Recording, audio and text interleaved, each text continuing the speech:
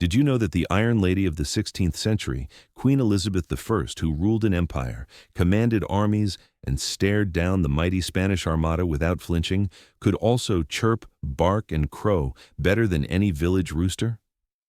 And no, this was not madness, nor some eccentric hobby. It was a calculated weapon in her arsenal of power. Elizabeth was famous for speaking multiple tongues of Europe, Latin, Greek, French, Italian, and could pen poetry in Spanish, but few mention that she also mastered the language of the animal kingdom. At private gatherings, she would, without warning, break the rigid courtly atmosphere by trilling like a nightingale or barking like a hunting hound. To a room locked in ceremonial stiffness, it was a shock that melted the ice instantly. Courtiers laughed, ambassadors blinked in disbelief, and all attention was drawn to her. This was no idle amusement, it was stagecraft. A startled diplomat is an easier diplomat, and Elizabeth knew it. When she mimicked the cry of a peacock or the clucking of a hen, she wasn't just being playful, she was reminding everyone that she could master not only human language, but the very sounds of nature itself. It was disarming, it was unsettling, and it shifted the balance of the conversation in her favor. In an age where appearances were everything, and a monarch's composure was as vital as her crown, Elizabeth understood that humor could be more cutting than a sword. She had survived a childhood of political treachery, the execution of her mother Anne Boleyn, and countless plots against her throne. If a little crowing could soften a room or throw a rival off balance, she would do it with the same precision she brought to foreign policy. The Virgin Queen was not just fluent in the words of scholars and statesmen, she was fluent in surprise, in theater, and in control. And sometimes that control sounded suspiciously like a sparrow's song or the bark of a spaniel. She was not merely a queen, she was the sugar queen. Elizabeth I could turn the rarest commodity of her age into a shimmering emblem of status. In the 16th century, sugar cost more than gold, hoarded in locked chests, dispensed by the gram, and guarded as treasure. Yet upon Elizabeth's tables it flowed without restraint, in marzipan, in candied violets, in fruits drowned in syrup. To eat sweets at court was to consume wealth itself, and she devoured them with a fervor, as if swallowing the very power of England.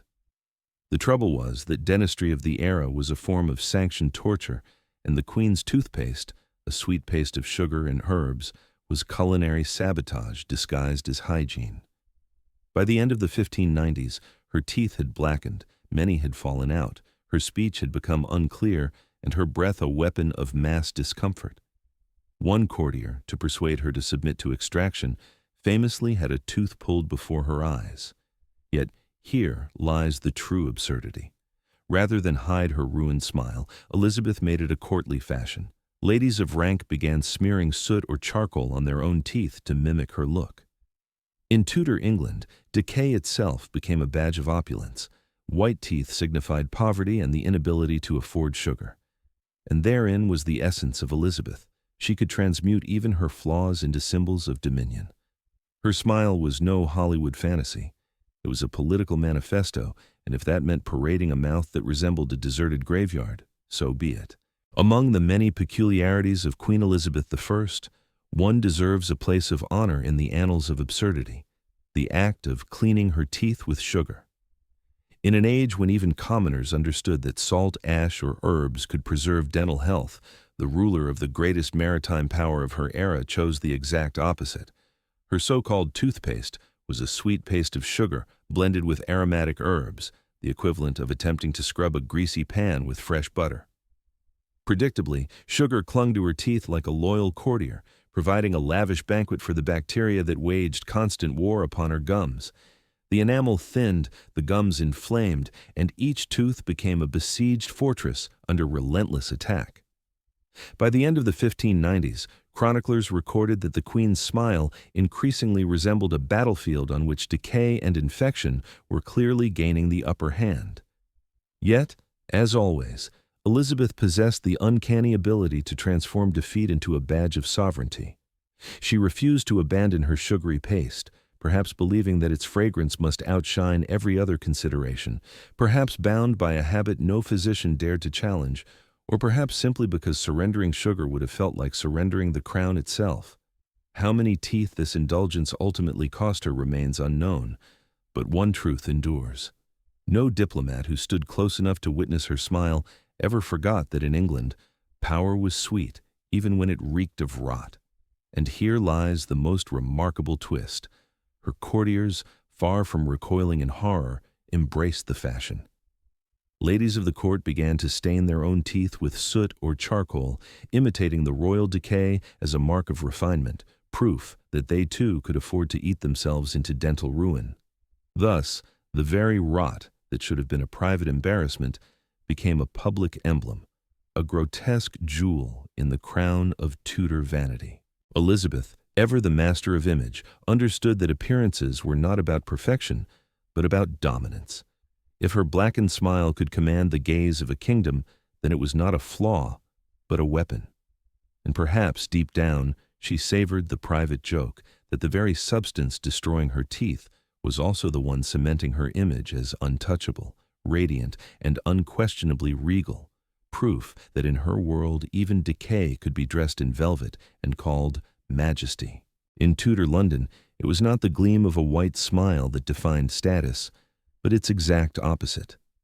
Queen Elizabeth I, who adored sugar with the same fervor other rulers reserved for war, by the end of the 9th decade of the 16th century, had acquired such a set of blackened, decayed, and partially missing teeth that her smile became a weapon far more dangerous than a sword. In any normal age, this would have been cause for whispers behind her back, but at her court it was elevated to an art form. Aristocratic women, unwilling to appear poor, took a strange and frankly repulsive step. They deliberately blackened their teeth with soot, charcoal, or a mixture of herbs and ash to emulate the majestic look of the monarch. White teeth? An embarrassment, the mark of those who could not afford barrels of sugar and royal feasts. The fashion for black teeth was not about aesthetics, but about displaying access to wealth, where luxury was measured by the degree of enamel destruction. Court ladies, like living billboards, flaunted their loyalty, turning their mouths into small Gothic showcases of decline. And it was a subtle political maneuver. By copying the Queen's flaw, they demonstrated that her physical state was not a disgrace, but the standard to be followed. Elizabeth, fully aware of the power of visual symbols, made no effort to hide her teeth. On the contrary, her smirk became part of the courtly spectacle, a reminder that she alone set the rules of beauty and power. When a monarch can turn her own decay into a trend, it is no longer mere fashion. It is the dictatorship of image, where even rot obeys political interests. And so, beneath the pearlescent gleam of necklaces and in clouds of perfume, black teeth became a badge of privilege, a marker of the elite, a kind of dress code for those who wished to be closer to the throne. At the court of Gloriana, beauty lay not in health, but in the art of decaying elegantly. For in a world where power is an illusion, even decay can be polished to a shine, sprinkled with perfume, and presented to the public as a new ideal worthy of admiration and imitation. In an age when a hot bath was considered not a sign of hygiene, but a ticket to the realm of ancestral spirits, Elizabeth I managed to elevate her reluctance to bathe into a royal ritual. She is credited with a phrase worthy of a place in the annals of courtly cynicism. "I bathe once a month, whether I need it or not." And yes, for the 16th century, this did not sound like an admission of uncleanliness, but rather a manifesto of prudence.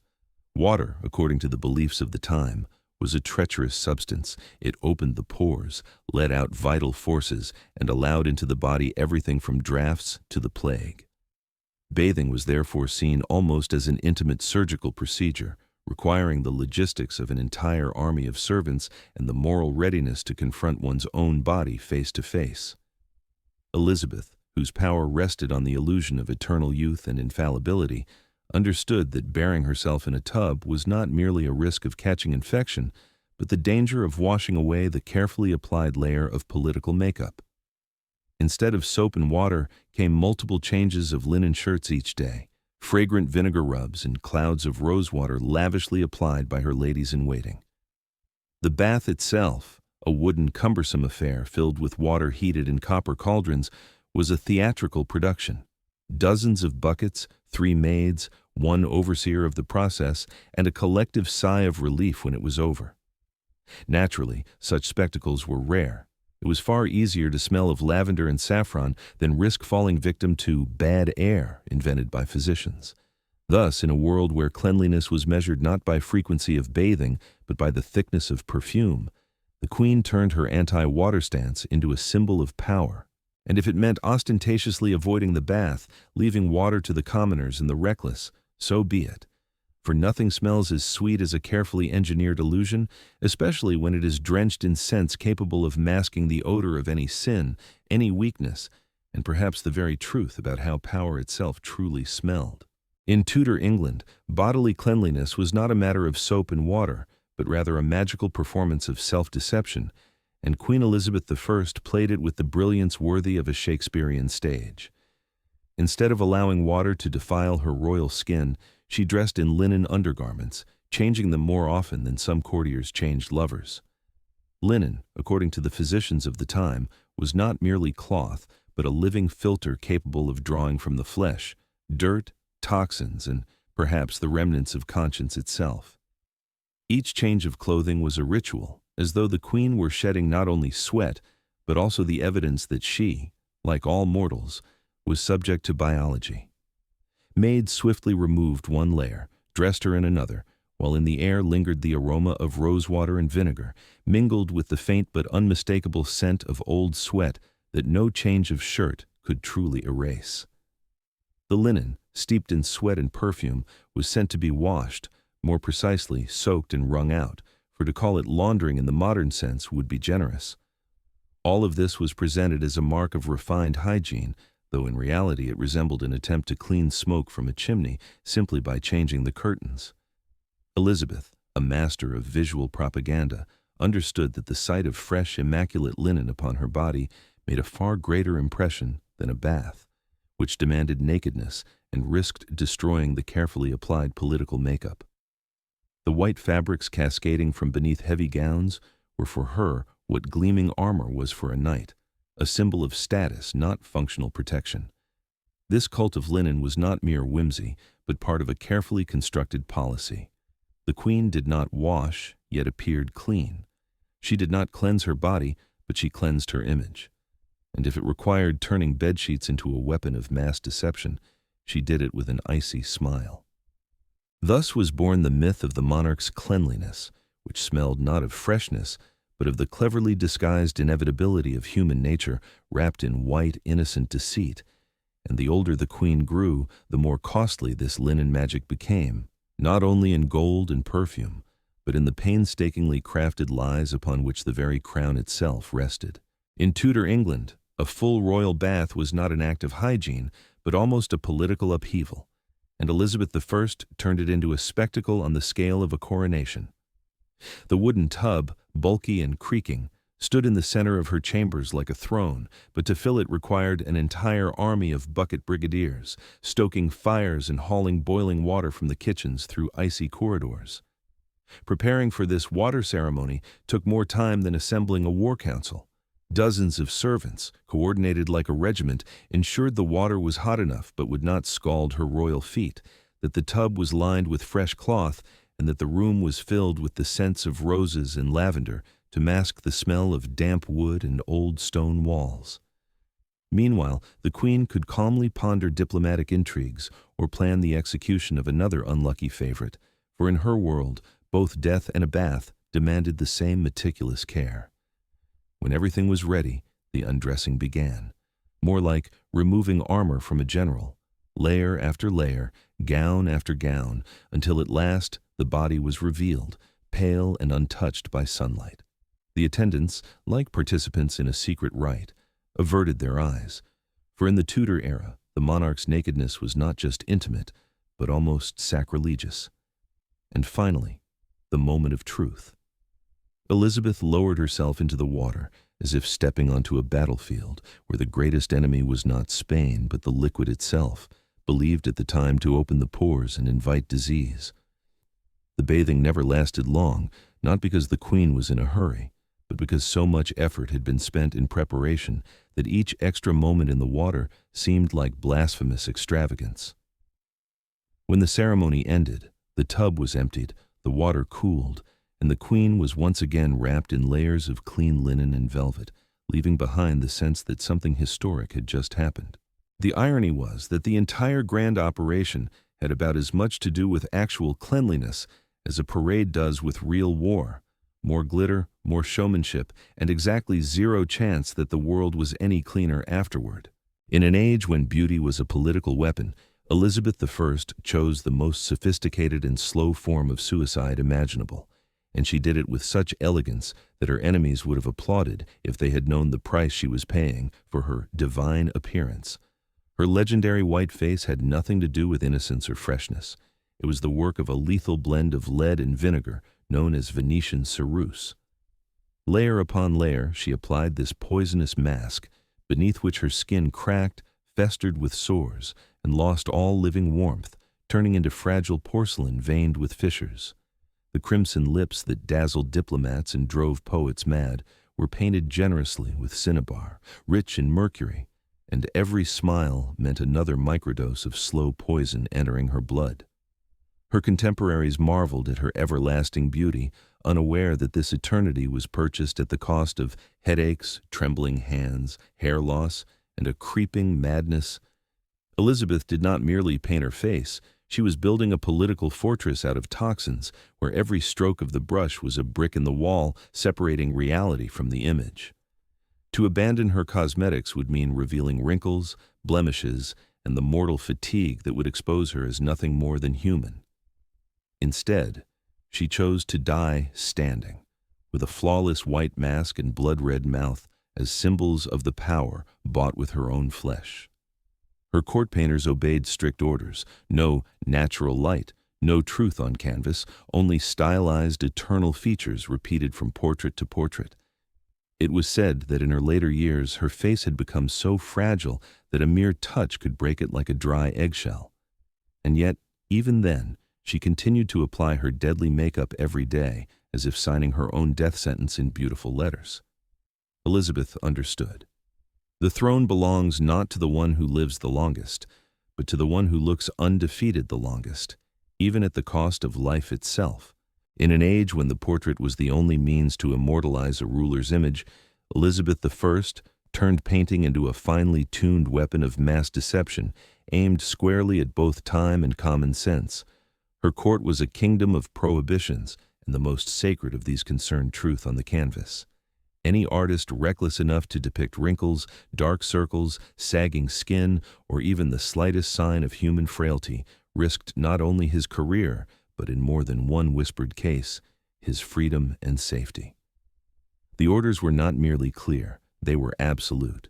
The queen must look at 60 exactly as she did at 20, even if beneath the suffocating layers of lead-based paint, her skin peeled, cracked, and rotted away like damp plaster in an abandoned palace.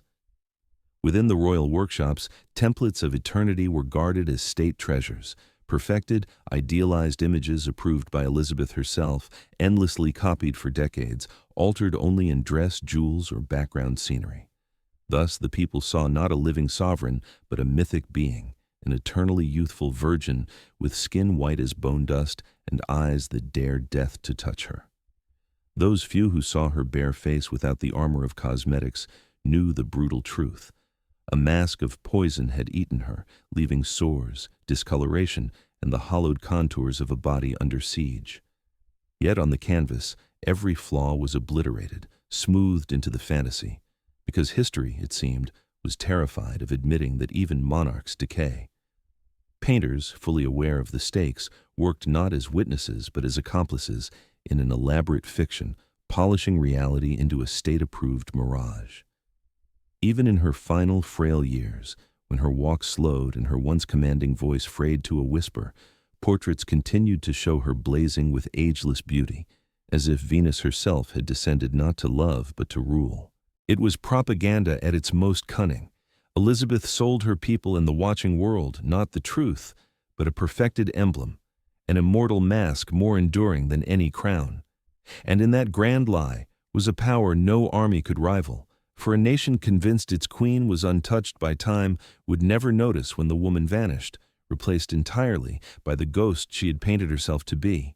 In the court hierarchy of the Tudors, there was a position that today might provoke a nervous chuckle or a pitying glance, but in Elizabeth I's time it was a symbol of absolute trust and political power, the groom of the stool. Do not be fooled by this almost comical title. The man whose duty it was to tend to the queen's stool, literally to handle, remove, and tidy her personal chamber pot, was by no means an anonymous servant. On the contrary, he was a high-ranking nobleman, appointed personally by the monarch, a man trusted more than generals or ambassadors. Why? Because he had access to the queen in her most vulnerable, intimate moments, and it was precisely there, in the atmosphere without witnesses, that confessions and secret orders were born, the kind that never made it into any official record. The groom of the stool heard more secrets than Parliament and knew more weaknesses than the royal physician. He could pass a note, whisper news, or make a decision that altered the course of diplomatic games while other courtiers stood waiting outside for an audience. This was a role where cleaning and politics merged into a remarkable symbiosis. On one hand, the bucket. On the other, influence that, in the hands of a clever man, became real power. It was no accident that competition for this post was fierce, and favorites who had served in it often climbed the career ladder faster than war heroes. The very act of carrying away the queen's waist became a ritual, almost a ceremony, accompanied by the delicate diplomacy of the court. The groom of the stool knew how to bow just right at the door, when to remain silent, or, on the contrary, when to pose a question that could nudge the monarch toward a desired decision.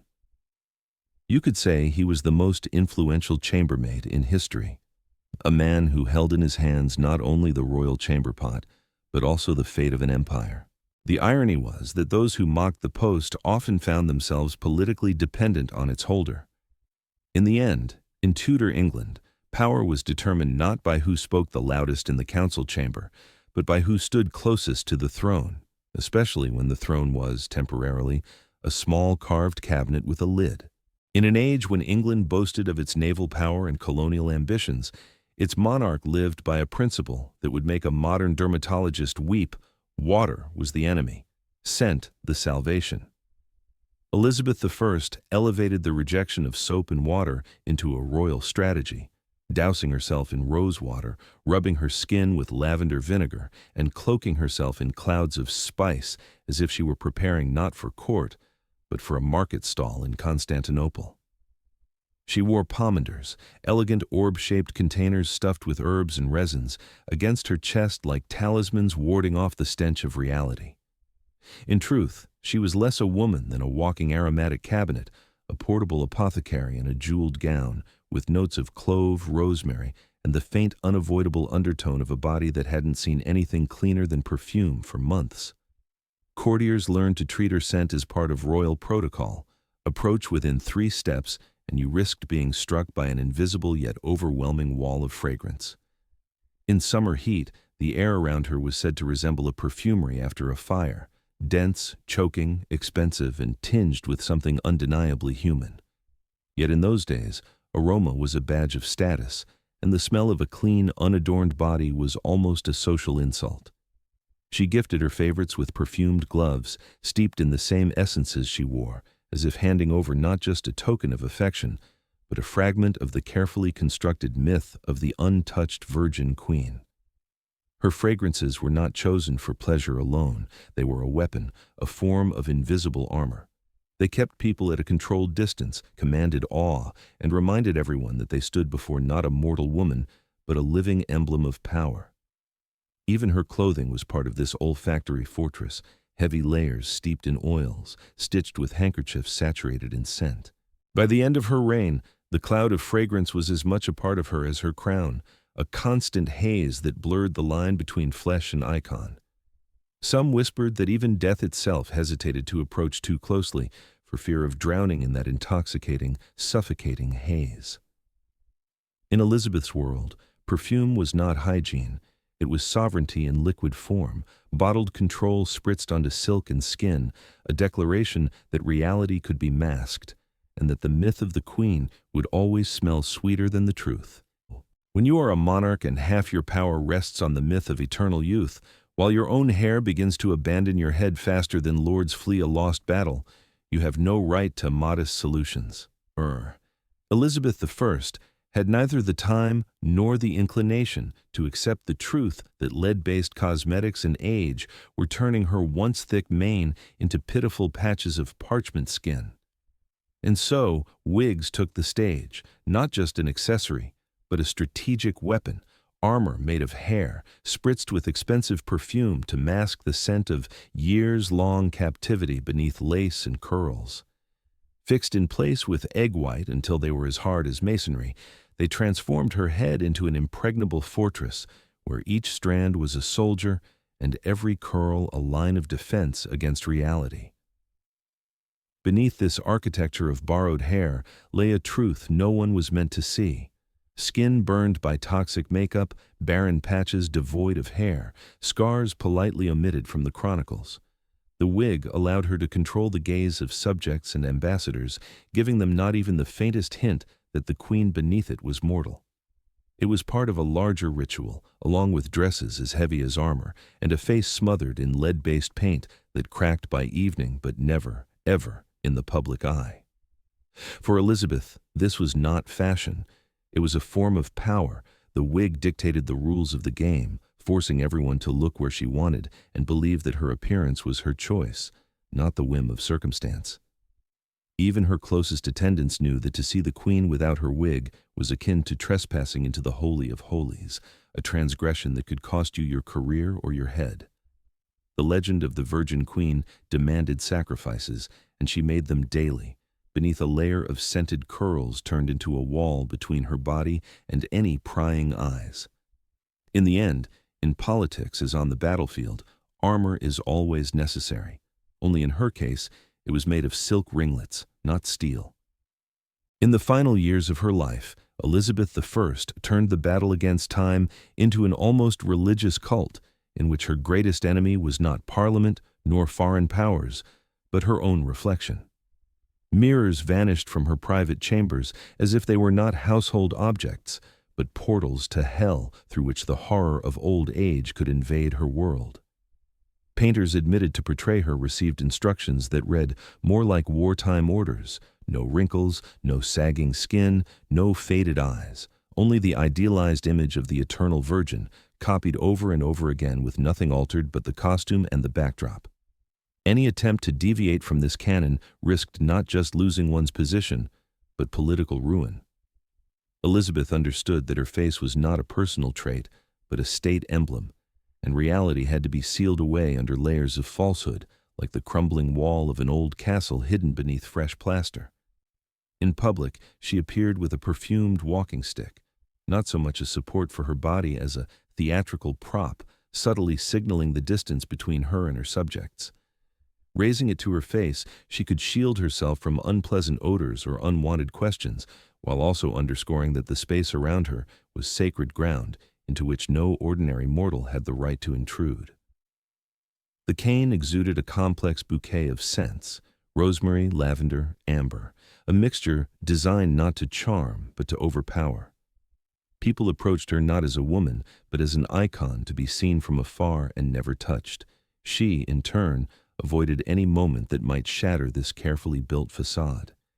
Even in the presence of her closest attendants, she appeared fully in battle armor, face slathered in lead-based paste, hair concealed beneath a wig, figure bound in a corset so tightly that even her breathing seemed part of the performance. The irony was that the older she became, the younger her portraits appeared, and the weaker her body grew, the more unassailable her image became. She did not simply refuse to look in a mirror, she ensured that the entire country would never see one either.